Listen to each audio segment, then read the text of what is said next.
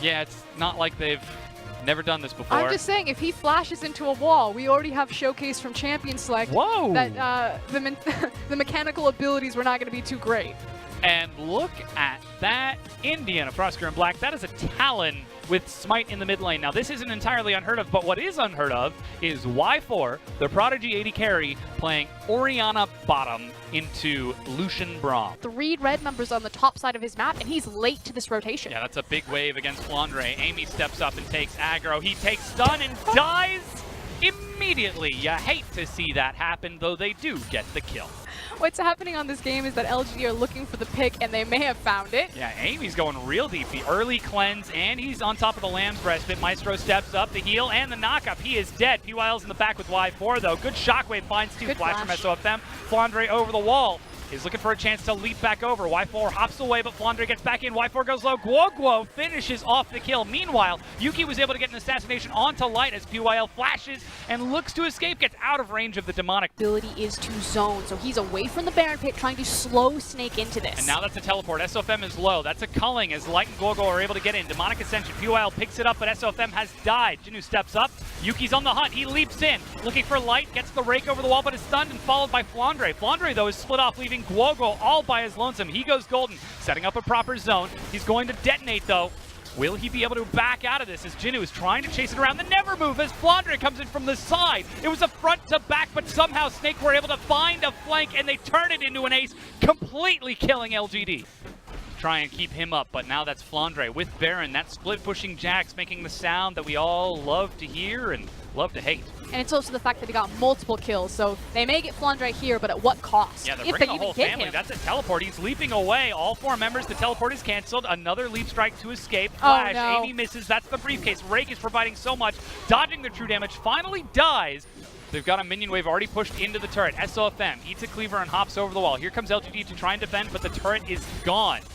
How does Snake continue to ride this momentum? They're pushing all the way up to the inhibitor. They've got the hard CC. Yuki's just by himself. They just continue to chase this and throw out the ultimate. Never move has missed. Jinu gets pulled in, though. His team isn't quite there just yet. Knocked up and locked up. It's over. Doesn't have a stopwatch. He flashes back. He's saved at the last second by PYL. Carried in the respite as Yuki goes deep to try to get the assassination onto Light. The 3 flash for him. They manage to get the kill as Flandre gets pulled back, but Flandre is so massive. You would imagine it's a 1-for-1 trade, but you would be wrong because Snake were able to survive the onslaught on the far side and chase LGD back into their base. It felt like a dance, and hold on, LGD may be able to try to wiggle their way out of this one, but Snake just knew all of the right steps and just stepped all over LGD. They got caught out, had the inside track towards the inhib, and suddenly have pushed down an inhibitor with clear control over Baron. Force LGD to just not sit here. And we did just see the recall completed. Flandre is able to get the flank. Amy is dead without a respite. Teleport not even going to be used by Jinu because he's dead. Y4 goes golden. And this time, of all people who end up costing LGD the fight, it's Jinu recalling in vision of Flandre.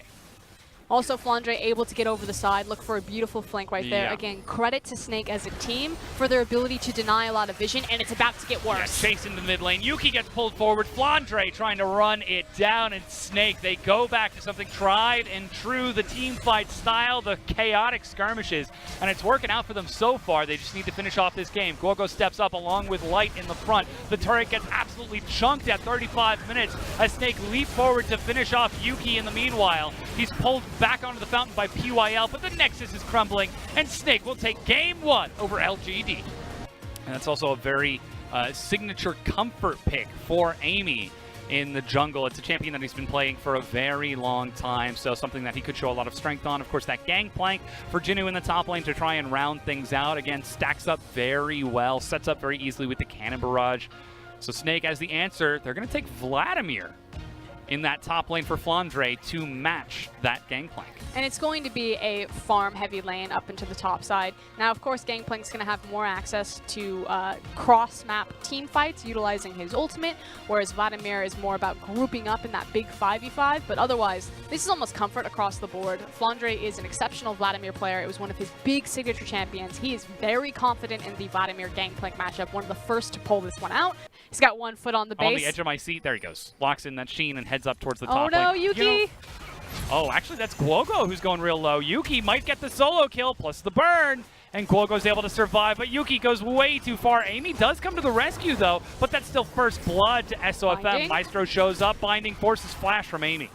Because otherwise he can't punish the flash nearly as well as LGD can. Well, currently he he's walks found into Yuki. it. That's the demonic ascension. Yuki just wanted to check the Raptors, but is forced to ult. Amy, meanwhile, is trying to finish off the Raptors of SOFM. Yuki steps up. He knows he's got the support of his jungler. I wonder who's doing the shot call in here, Frost, because Yuki steps up, but is unable to finish off Guogo, though they do kill SOFM. Bot lane has kill pressure, and he's just trying to apply as much pressure There he into goes, his mid target bot onto lane. Guogo, never move misses. He's still got the cleanse, walking through the cannon barrage, shockwave on top of himself. Finally, they get the kill. Jinnu picks it up. SOFM returns into the mid lane. That demonic ascension, keeping Yuki talked up, but has to be afraid of that Kindred. And they're actually setting up to take first break. They passed it to him in that last game on the Orianna. Let's see if they do the same thing here. And the biggest problem here is that skirmish that happened where Light got overzealous, was forced to burn his flash and his cleanse. Hold on. SOFM actually leaps aggressively forward. He's got the black shield in his own, targets PYL, a late teleport from Jinnu as PYL goes golden. Maestro matches with the soul shackles, tries to tag the stun, but PYL pulls Amy out. Yuki doing some work, but Lamb's respite to save Maestro. It very well could cost them though as SOFM flashes back. He hasn't found the kill yet, but that's a late teleport from Flandre. Guogo has entered the fray. They've killed SOFM on the backside, and LGD and the Chaos are winning the fight. Now, can they escape with their lives? Because Flandre is hunting down some kills. He's found one. They've managed to kill Amy in the back, and they're turning it into 3 as Yuki will sidestep. Flandre heals up and survives. Skirmishes. As far as Y4 and PYL are concerned, they feel super confident and very comfortable to be this aggressive in the lane as long as PYL protects from the arrow like that. And that's exactly what we see. They decide to turn on the Maestro instead. He has no black shield, uses soul shackles and flash defensively, but Y4 finishes off the turret. Bottom lane, SOFM has found Jinnu. He's got flash, flashes away. SOFM looking to chase, and he gets the late Hunter's mark for the kill. 5 stacks on that Kindred, but LGD turn on to Herald.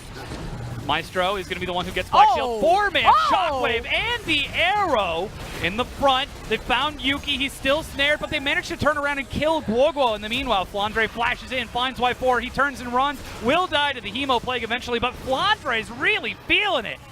Dives under the turret to chase them all the way back. It ends up being 1-for-1. I mean, 1-for-1, but it looked hella cool. That it did. They're now pushing onto the tier 1.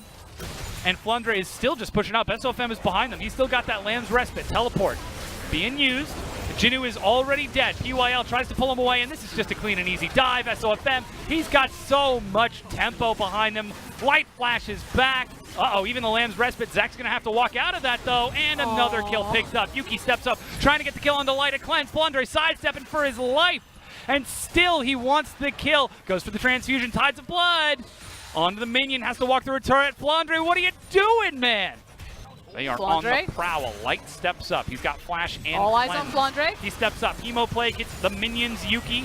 PYL will escort his carry back as Y4 takes a hit, but Flandre is so deep. Look at the shockwave. It's a chase on the front line as Jinnu heads back out. Chains of corruption, but Y4, he doesn't barely stand a chance against this Vladimir. He's got enough damage to push him back, but that Vlad will heal right back up.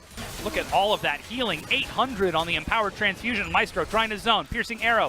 Hits Flandre. Transfuse again. Another 800 health. It's up to the Vlad to tank it. Flash from Guogo. He wants Y4. He gets the kill. Amy trying to run for his life. Gets popped into the Bloblets. Jinnu knows what has happened. He knows what happens when his jungler dies. Just has to back away. Doesn't land the never move, but the arrow actually hits onto Y4. And the shockwave pop! Goes the Varus as Yuki gets picked up by PYL. He's now running for his life, but Flandre is on the chase. He lands with the Hemo Plague. He gets one. Jinnu goes low. Yuki goes golden, but he's about to go down, Indiana, because LGD, they've just lost another team fight to this massive Vladimir, and that's 4 members of LGD dead. And Guogo's going to start sieging onto this tier 2 turret, finally set to break this game open. That's the Elastic Slingshot Black Shield still onto Guogo, and he gets popped before he can even leap away. That's the Cannon Barrage, our matey, for the damage. Corrupting Chains is going to miss, as Maestro with the Soul Shackles finds 3 Shockwave onto more. But Flandre is just chasing down the kills. Yuki under his own turret doesn't stand a chance, tries to find the kill on the Maestro, but Lamb's Respite says no. And the Pirate goes back to the Bilgewater Bay as Snake win another fight. Arrgh. That's the best I can do right there. That's a great one. It is from bad to That's worse for LGD. This ended about 3 arrows ago. Flandre, it's just too massive for LGD to deal with. And Snake back to the drawing board, back to basics, throw out the funnel, grab the new ADC, and just absolutely smash through LGD. And in traditional Snake fashion, it takes longer than average to win the games, but it's clean the whole way through. Once they start to find some momentum, Snake crush the Nexus, and as you said, they take the win off the back of that guy right there, Flandre. Great performance.